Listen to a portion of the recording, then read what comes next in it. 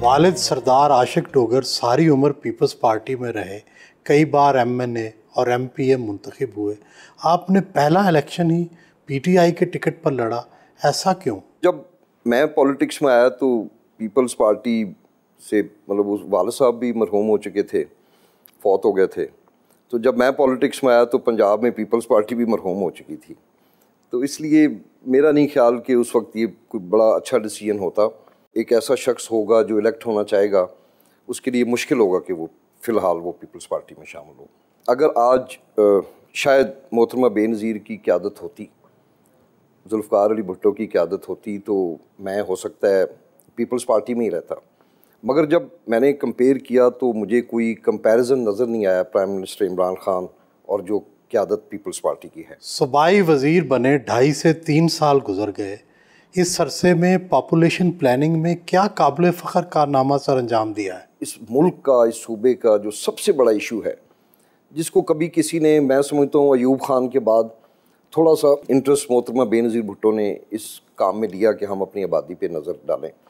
उसके बाद तो कभी किसी ने सोचने की भी कोशिश नहीं की कि आबादी भी और तमाम जो हमारी इस वक्त जो मुसीबतें कह लें या जो हमारे प्रॉब्लम्स हैं, उनकी जड़ जो है वो एक ओवर पॉपुलेशन है।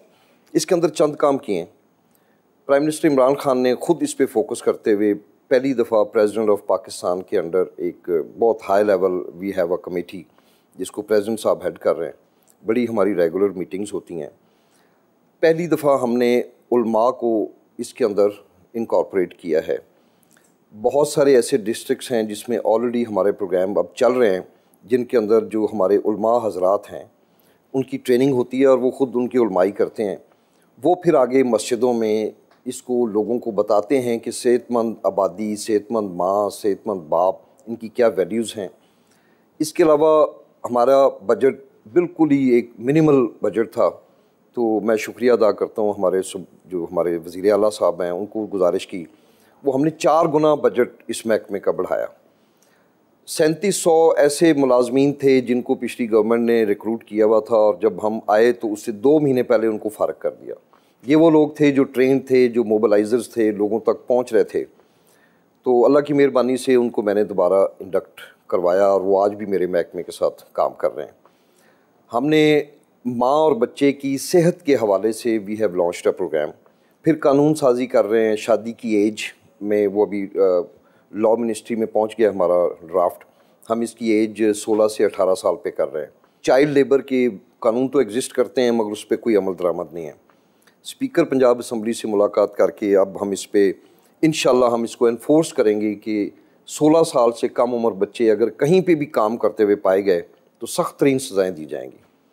तो ये वो चीज़ें हैं, एफर्ट्स हैं। इंशाल्लाह ये एक ऐसा शोबा है कि जिसमें 5 साल 10 साल के बाद इसके आपको रिजल्ट्स नज़र आएंगे।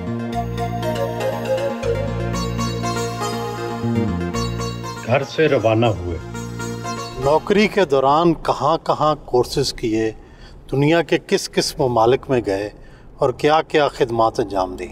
मैं बड़ा खुशकिस्मत था सुहेल भाई, मुझे 2-3 दफ़ा मुझे यूएस से जाने का मौका मिला कोर्सेज़ के लिए, प्रोफेशनल कोर्सेज़ के लिए, और एक दफ़ा फिर मैं बरतानिया गया। बहुत कम अरकान असम्बली है जिनका अपने हलके में दिल लगता है। अक्सर का दिल तो लाहौर जाकर या इस्लामाबाद जाकर अटकता है।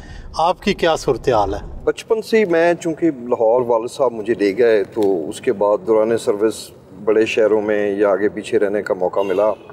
तो मैं तो वैसे हकीकत यह है कि मेरा अब दिल नहीं लगता लाहौर और बड़े शहरों में। मैं ज़्यादा कंफर्टेबल महसूस करता हूँ, गांव में रहता हूँ, खुली फ़ज़ा है, आबो हवा है।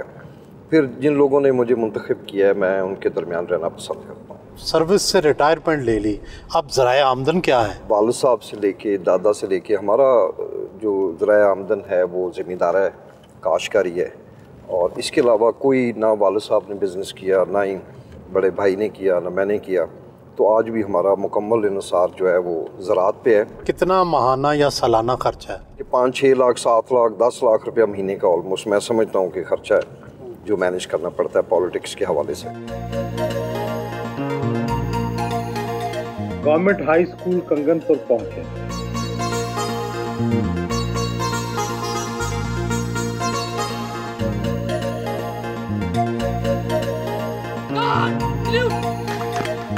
बच्चों ने पुरतपाक इस्तकबाल किया।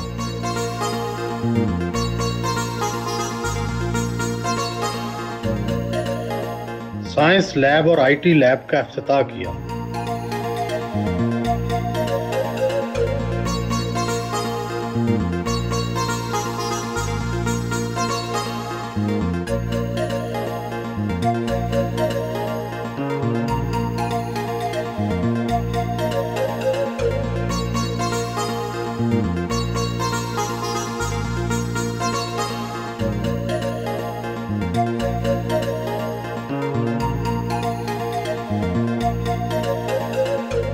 मुस्तहिक बच्चों में मुफ्त यूनिफॉर्म तकसीम किए।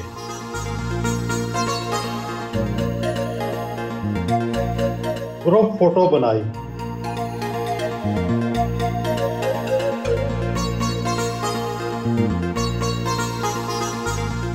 अराजी रिकॉर्ड सेंटर कंगनपुर का इफ्तिताह करने पहुंचे। फूल बरसाए गए। इफ्तिताही तकरीब में शिरकत की। मेरी मुराद जनाब कर्नल रिटायर्ड सरदार मोहम्मद हाशिम डोगर साहब, आपकी भरपूर तालियों में स्टेज पर। जो भी रेवेन्यू डिपार्टमेंट से मुतल्लिका आपने फर्द लेनी है, इंतकाल करना है, आप यहाँ पे इज्जत और वक़ार से तशरीफ़ लाएंगे। आपको एक अच्छे साफ सुथरे एनवायरनमेंट में, माहौल में आपका काम भी किया जाएगा और इंशाल्लाह ये जो एक तकलीफ है उसका आज से अज़ाला हो जाएगा। अराजी रिकॉर्ड सेंटर के इफ्तिताह का फीता काटा।